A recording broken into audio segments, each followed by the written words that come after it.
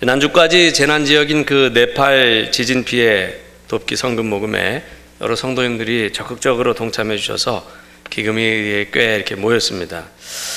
다음 주까지 이렇게 제천시의 다른 교회들과도 좀 연합해서 함께 네팔의 어려운 지역에 좀 전달되도록 그렇게 할 것입니다.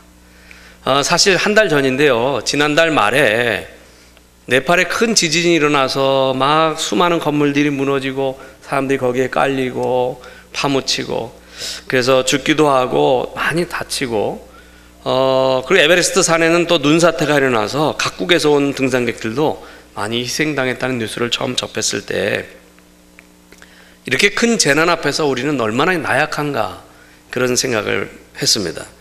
또 그들에 비하면 우리는 그런 재난을 겪지 않고 이렇게 편안할 수 있다는 것이 좀 한편으로 좀 미안하게 느껴질 정도였어요. 그래서 비록 우리는 거리상으로도 좀 멀리 떨어져서 상관이 없다고도 할 수도 있지만 조그마한 힘이라도 그들을 돕는 데 보태야겠다는 생각을 했습니다.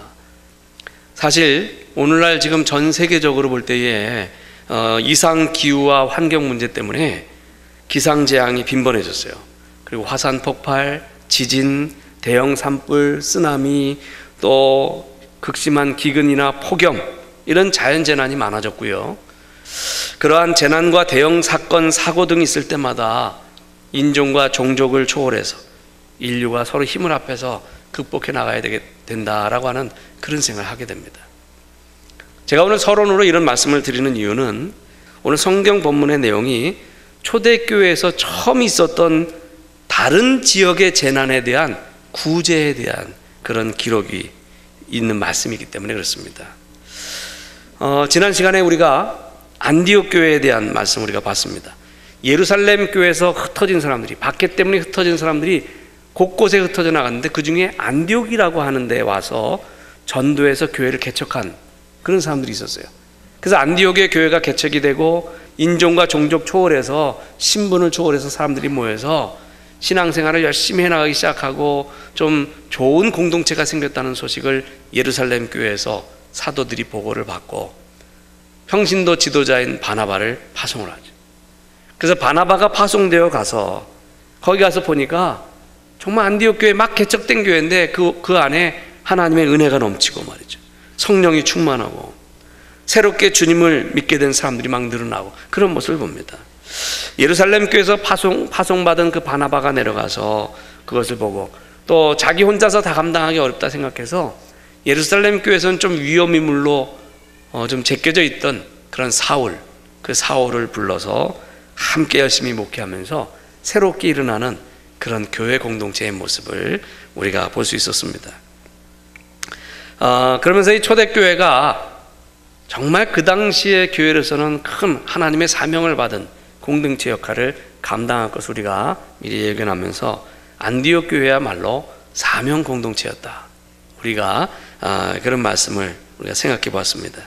자, 오늘 본문으로 넘어오는데요. 자, 그런 교회에서, 그 안디옥 교회에서 바나바와 사울이 재미있게 목회를 하면서 교회가 아주 부흥하고 굉장히 기쁨이 넘치고 은혜가 넘칠 때 예루살렘에서 예언자들, 선지자들이 왔어요. 이게 오늘 본문의 시작입니다. 27절 다 같이 읽겠습니다. 27절 시작. 그때 선지자들이 예루살렘에서 안디옥에 이르니. 아멘.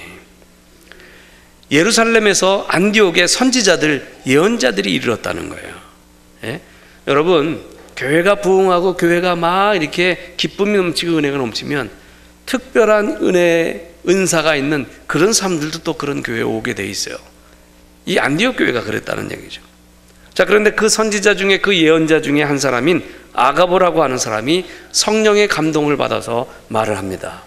28절. 자, 28절 다 같이 읽습니다. 시작.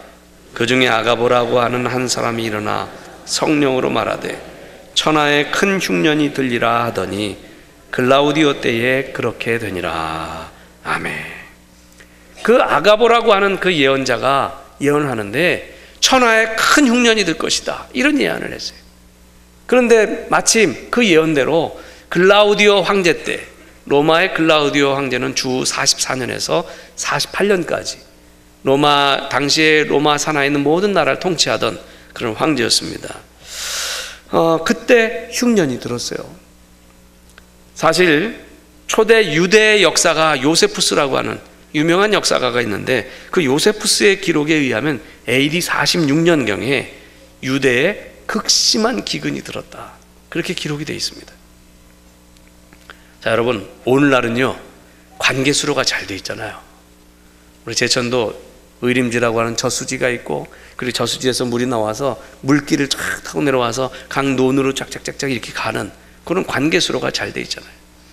또 그 외에도 이 상수도관이 묻혀가지고 스프링클러 돌려서 농사 짓기도 하고, 또 지하수를 파내서 그것을 관으로 묻어가지고 물을 주면서 또 그렇게 하니까 오늘날에는요 인류 문명이 발달해서 웬만한 기근은 그렇게 해서 넘어가는 것 같아요. 자, 그런데 그 옛날의 흉년은 비가 오랫동안 오지 않아서 땅에 물기가 전혀 없고, 그런 상태가 되면은 씨앗을 아무리 심고 작물을 심어도 농사가 안 됩니다. 결실이 안 돼요. 수확물이 제대로 없으니까, 수확물이 부족하니까 곡식값은 천정부지로 올라가고요. 먹을 것이 없으니까 아주 부유한 사람 외에는 굶다 못해서 굶어 죽어가는 사람이 많이 생기게 마련입니다. 이게 그 옛날 기근이에요. 그래서 옛날에는 기근이나 이런 것들이 가장 큰 재난에 속했을 겁니다. 오늘 성경에도 천하의 큰 흉년이라고 기록될 만큼, 천하의 큰 흉년이라고 그렇게 기록되는 만큼 기근이 심했다는 거예요. 그렇다면 정말 많은 사람이 굶어 죽어 갔다는 얘기입니다. 자, 그러자 안디옥 교회에서 어떻게 합니까? 이렇게 사람들이 기근으로, 이 기근이라고 하는 재난 때문에 많은 사람이 굶어 죽어가는 그런 상황에서 안디옥 교회가 어떻게 하느냐? 29절 30절 오늘 본문의 말씀 읽어보겠습니다. 천천히 시작.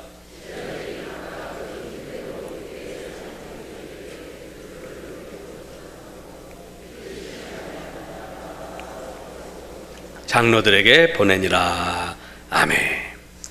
천하에 큰 흉년이 들어서 유대 지역에 큰 기근이 있어서 많은 사람이 굶어 죽고 하는 엄청난 재난이 닥쳤을 때 안디옥 교회가 어떻게 했느냐? 교인들이 부조를 모아서, 부조라는 게 뭡니까? 어려움 당한 사람, 슬픔 당한 사람, 또 여러 가지 그런 사람들을 위해서 그 물질을 모아서 주는 게 부조죠. 그러니까 구제헌금이었던 거죠. 그래서 부조를 모았어요. 그리고 바나바와 사울 편에 그것을 예루살렘 교회 지도자들에게 보냈다는 거예요. 자, 여러분, 안디옥 교회가 개척이 되어서 막 부흥이 되고, 예루살렘 교회에서 바나바를 파송해서 1년간 성경 공부도 열심히 하고, 여러 가지 성도 간의 교제도 막 넘쳐나고 풍성해지고, 이제는 드디어 그리스도인이라고 하는 별명도 얻게 되었어요. 교회가 제대로 구색을 갖추고 제대로 세워지게 되었습니다. 이 안디옥 교회가 교회 외적으로 한 최초의 일이 구제 사역이었다는 거예요. 네? 선교가 아니고 구제였다는 것입니다. 여러분, 구제를 하면 믿는 사람이나 안 믿는 사람이나 다 압니다. 저것이 좋은 일이라는 것을. 선교는요, 예수 믿는 사람만 압니다. 선교는 복음 전하는 일이라는 것을. 그러나 구제를 하면 불교를 믿는 사람이든 유교를 믿는 사람이든 무당을 믿든 아무 종교가 없는, 신앙이 없는 사람이든 구제하는 일이 참 좋은 일이라는 것을 다 알고 구제하는 사람 앞에 다 머리를 숙이게 되어 있어요. 여러분, 이것이 구제입니다. 온 천하의 기근이 들어도 안디옥은 그럼 어떤 형편이었냐? 로마 제국 내에 세 번째로 큰 도시였어요. 안디옥이. 그 당시에 인구 50만의 도시였습니다. 굉장히 큰 거죠. 오늘날로 따지면요, 거의 인구 5천만의 도시로 보면 될 것 같아요. 왜냐하면 그만큼 2000년 전과 지금은 그 단위가 한 100배 이상 차이가 나니까. 엄청나게 큰 도시는 뭐예요? 재화가 풍성하고 물질이 풍성하고 그러니까 이 먹을거리나 이런 것들은 수년짜리들이 다 안에 축적되어 있어요. 그래서 기근에도 금방 타격을 받지 않습니다. 그러니까 흉년의 영향도 조금 덜 받죠. 그런데 그런 형편에 있는 이 안디옥 교회 교인들이 생각할 때 예루살렘이나 유대 지역은 상황이 달랐어요. 기근의 영향을 많이 받았고, 특히 그곳에 그리스도인들은 더 고통 많이 받았습니다. 왜냐하면 유대인들에게 눈총받고 있을 때니까. 그래서 바나바를 파송해서 도와준 예루살렘의 모교회를 중심으로 유대를 돕기로 한 거예요. 여러분, 안디옥 교회는요, 우리 주님이 선교를 위해서 세운 교회입니다. 그래서 이 초대교회 안디옥 교회는 선교의 사령탑과 같은 교회예요. 그래서 이 안디옥 교회를 통해서 바나바와 바울이 파송되어서 정말 기독교가 확산되는 중요한 역할을 감당하는 교회가 된 거죠. 근데 그 안디옥 교회가 선교에 앞서서 구제를 먼저 했다는 거예요. 예수 믿고 은혜 받고 성경 공부하고 나서 그들은 천하의 흉년이 들었을 때 정성스럽게 헌금해서 바나바와 사울을 통해서 유대에 있는 장로들에게 이 헌금을 전달해 주었던 겁니다. 아마도 그 구제금이 예루살렘 교회를 중심으로 해서 귀하게 쓰였을 것은 우리가 안 봐도 알 수 있겠죠. 오늘날 은혜스럽다고 하는 교회들이, 오늘날 성령을 말하는 교회들이 세상에서 왜 칭찬과 사랑을 못 받을까요? 왜 세상 사람들에게 의심을 받을까요? 자기들끼리만 잘하니까. 교회에서 외쳐지는 메시지가 병이 낫고 부자 되고 성공하고 은사 받고 축복받는다는 메시지만 전해지니까 그런 것이다 라고 하는 거예요. 누구를 위해서 그렇게 합니까? 세상 사람들이 볼 때 다 자기들을 위해서 하는 거예요. 그래서 사람들이 싫어합니다. 너만 예수 믿고 너만 잘 산다고 하면 그게 뭐냐? 라고 하는 거예요. 사도행전을 보면요, 그렇지 않아요. 사도행전을 보면 성령 받은 사람들이, 주님의 은혜 가운데 있는 사람들이 제일 먼저 한 일이 가난하고 병들고 어려운 사람들, 그것도 멀리 있는 사람들이 아니라 주변에 있는 사람들 또는 교회 안에 있는 사람들까지도 이렇게 도와주고 그랬다는 거죠. 네? 이것이 성령 충만한 사람들, 은혜 받은 사람들의 특징이라는 겁니다. 사도행전이 우리에게 보여주는 그런 내용이에요. 지난주 중에 우리 충청북도 안에 충주에 그 보은지청이 있어요. 충주의 그 보은지청에서 우리 교회 무지개 봉사단에 협조 요청 공문을 보내왔습니다. 그 내용이 뭐냐면 제목이 이렇게 붙었어요. 그 공문 제목이 독거 및 저소득 보훈가족 밑반찬 지원 협조 의뢰. 내용만 봐도 알겠죠? 그 보훈청에 소속되어 있는 보훈가족들 가운데 어렵고 힘들게 사는 그런 분들에게 조금 제천제일교회 그 무지개봉사단에 반찬팀이 있다고 그러는데 그 반찬팀이 좀 반찬 봉사를 통해서 그분들에게 좀 도움을 줬으면 좋겠다 라고 하는 거죠. 그래서 명단까지 보내왔어요. 우리 이쪽 지역에. 그러면서 예산 지원은 우리가 얼마 하겠다는데 그게 아주 조금 미미해요. 그냥 흉내만 내고 될 수 있으면 당신들이 돈 내서 당신들이 반찬 만들어서 당신들이 봉사해서 갖다 줘라, 이 얘기 사실은요 공문으로 왔어요. 그래서 제가 이것을 기점으로 해서 좀 해보자 그래서 우리 충북연회 희망봉사단에 요청을 해서 다음 달부터 우리 연회 희망봉사단에서 매달 뭐 몇십만 원씩 예산 지원을 받기로 하고 그래서 다음 달부터 우리 그 좀 밑반찬을 좀 더 많이 만들어서 좀 확산해서 좀 혜택을 좀 여러 사람에게 주려고 마음을 먹었어요. 저만 이렇게 마음 먹으면 되나요? 반찬 봉사팀이 아이고 우린 그냥 우리 것만 합니다 하면 아무것도 안 되는 거지. 힘들어 죽겠는데 뭐 몇십 가정을 더 어떻게 해요? 이러면 저는 이제 그냥 앞에서만 큰 소리 치는 사람이 되겠죠. 예, 봉사팀 인원이 좀 더 있어야 되겠죠. 왜? 그것이 우리가 해야 될 일이니까. 여러분, 교회가 하는 일 중에 아름다운 일이 이렇게 자신의 형편보다 또 그 나보다 더 어려운 사람들을 위해서 힘을 보태고 사랑을 나눠주는 것입니다. 이것은 어떤 마음에서 하는 겁니까? 이게 나 자신이 받은 은혜를 잊지 않고 그 은혜의 빚을 갚아주고자 하는 거예요. 그 은혜의 빚을 갚아주고자. 물론 안디옥 교회는요, 먼저는 예루살렘 교회로부터 은혜를 받았어요. 교회가 개척될 때 아직 지도력도 제대로 세워지기 전에 예루살렘 교회의 파송으로 바나바가 오게 되었고요. 그래서 더 든든한 교회가 세워질 수 있었습니다. 그리고 무엇보다 교회는 성도 한 사람 한 사람이 우리 주님으로부터 은혜를 받는 거예요. 그래서 안디옥 교회 성도들도 먼저는 주님의 은혜로부터 이것이 왔다는 걸 잘 알고 있었습니다. 그래서 그 먼저 받은 그 은혜를 흘려보내는 거예요. 여러분, 먼저 은혜 받은 우리가 그 은혜를 흘려보내야 됩니다. 오늘 말씀에서 기억해야 될 것이 있어요. 오늘 말씀에서 기억해야 될 것은, 여러분, 은혜는 흘러가야 합니다. 은혜가 흘러가야 한다는 거예요.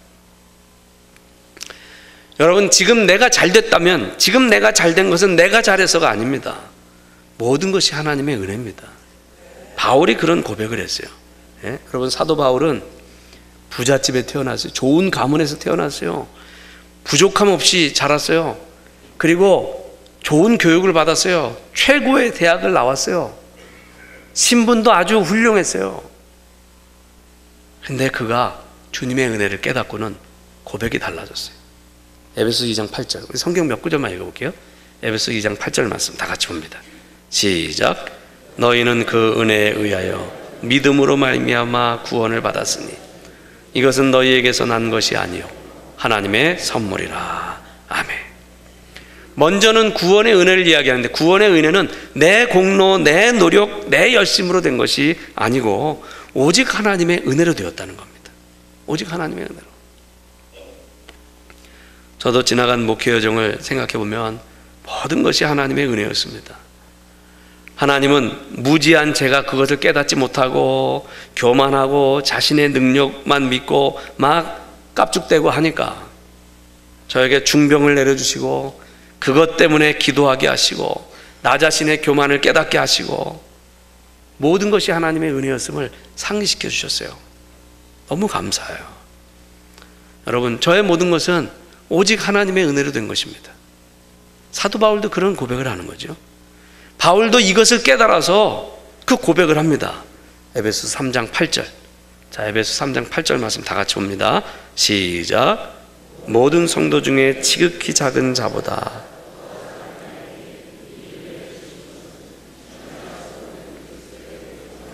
이방인에게 전하게 하시고. 아멘. 죄인 중에 괴수라고 스스로 표현하는데요, 죄인 중에 괴수 또는 모든 성도들 가운데서도 가장 작은 자였던 자신에게 주님 나타나셔서 은혜 베풀어 주시고 성령 주시고 복음의 일꾼으로 삼아 주신 것은 이방인에게 복음을 전하게 하려는 그런 복음 전파의 도구로 삼기 위해서였다.